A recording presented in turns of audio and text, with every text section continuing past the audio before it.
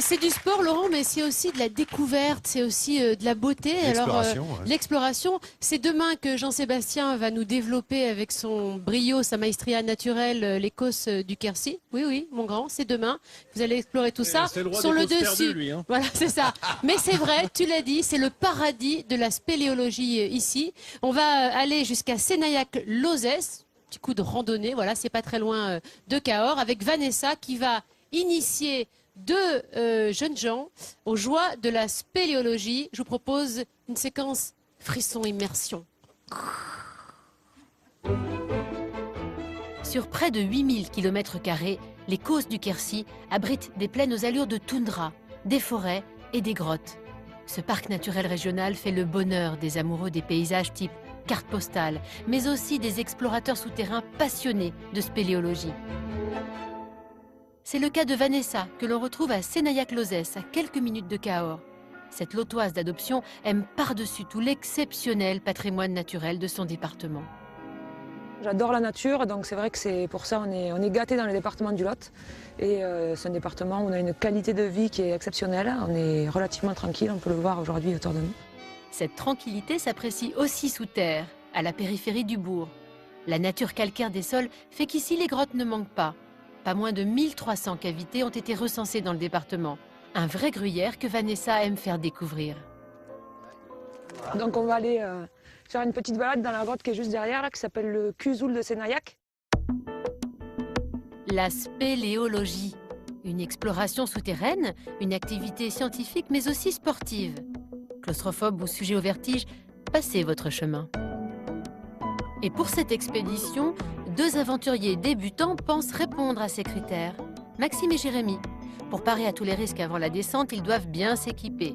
Et dans la longue liste de matériel indispensable aux spéléologues, on retrouve les mousquetons, la corde, le casque et bien évidemment le baudrier dont l'enfilage pose quelques problèmes à nos deux novices. En bonne monitrice, Vanessa leur vient en aide et en profite pour leur souffler un petit conseil. Quand on va installer les sangles, il faut essayer de passer plus vers le bas de la cuisse, ici, plutôt que vraiment au centre de l'entrejambe, sinon c'est vraiment inconfortable. Une fois équipés et briefés, nos explorateurs sont fin prêts pour plonger au cœur de la forêt du Quercy dans le Cuzoul de Sénaillac. Quand on tutoie le vide pour la première fois d'un puits de 20 mètres de profondeur, difficile de lâcher prise. Alors pour convaincre Maxime et Jérémy de faire confiance au matériel, Vanessa va littéralement faire le singe au-dessus du gouffre. La première appréhension passée, ils rejoignent le reste de la troupe dans les abîmes du Quercy. En bas, dans la salle du Vélodrome, le spectacle est total. Ici, la nature travaille depuis des millénaires, attendant patiemment que des visiteurs viennent la contempler. Avec un peu de lumière, on peut même surprendre des chauves-souris en hibernation. C'est dans cette nature à l'état sauvage que Vanessa se sent bien. Ça m'arrive de rester très longtemps sous terre, des dizaines d'heures, voire même plusieurs jours. Et c'est vraiment un endroit très relaxant. Voilà. Une fois qu'on est sous terre, on oublie tous ses problèmes. Si la nature se dévoile et laisse entrevoir ses charmes, elle n'en reste pas moins dangereuse. Quand on s'enfonce dans le noir, il convient donc de rester prudent car sous terre, un banal accident comme une glissade peut vite tourner au drame. Alors là, la principale difficulté qu'on va avoir maintenant, c'est un sol glissant.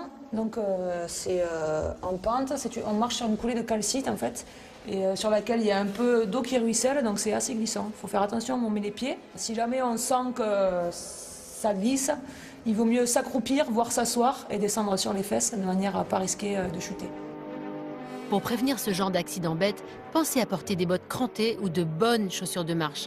Elles vous permettront de parvenir au prochain obstacle, le passage étroit. Il y a des passages qui sont beaucoup plus petits, qu'on va appeler des étroitures, plus difficiles à franchir. Celui-là, c'est vraiment un passage très large. Donc pour les gens qui n'ont jamais fait, ça peut peut-être être un peu impressionnant, mais ça, c'est un trou dans lequel on passe facilement à 2 personnes. Pas convaincus, nos néophytes se lancent quand même dans le passage étroit. Ils ne se doutent pas que Vanessa va leur prouver que dans ce petit goulot, on peut bien passer à 2. Finalement, on passe largement à 2. On passe à 3, je suis sûr. Finalement, l'initiation s'est bien déroulée. Les secours n'ont pas été sollicités car chacun a observé les règles élémentaires de sécurité. Grâce à Vanessa, Maxime et Jérémy ont réussi à vaincre leurs appréhensions. La preuve en images. Et... Ah bah si.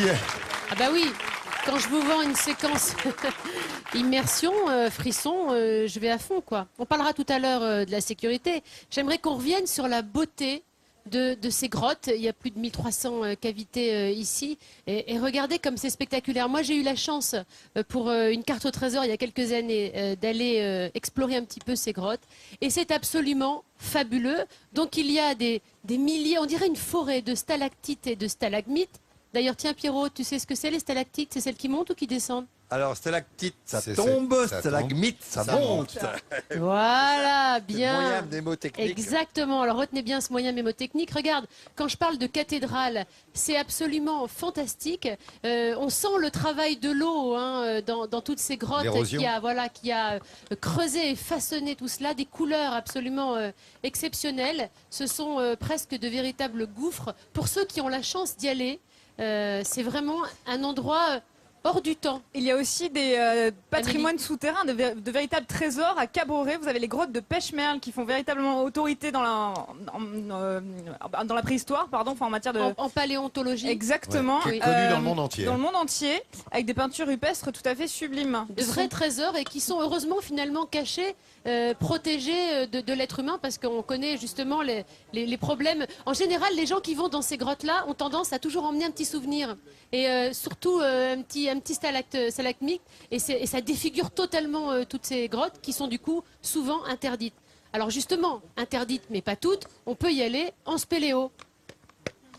Avec le casque et tout l'attirail, regardez nos jeunes gens qui, on l'a senti dans le sujet, Maxime et Jérémy, avaient petite appréhension, avaient un problème à se jeter dans le vide. Et on comprend pourquoi, parce que voilà, on voit que c'est finalement... Oui, quoi, Vincent? Nathalie, Ouais. bon, moi j'ai la chance d'être très mince, mais pour des gens qui seraient un peu enveloppés, l'idée d'être mettons. coincé dans un siphon, vous voyez, Alors c'est vrai, ça donne pas très c'est vrai envie. que si vous êtes claustrophobe ou cardiaque, abstenez-vous parce qu'il n'y a pas de défibrillateur dans ces grottes, et oui.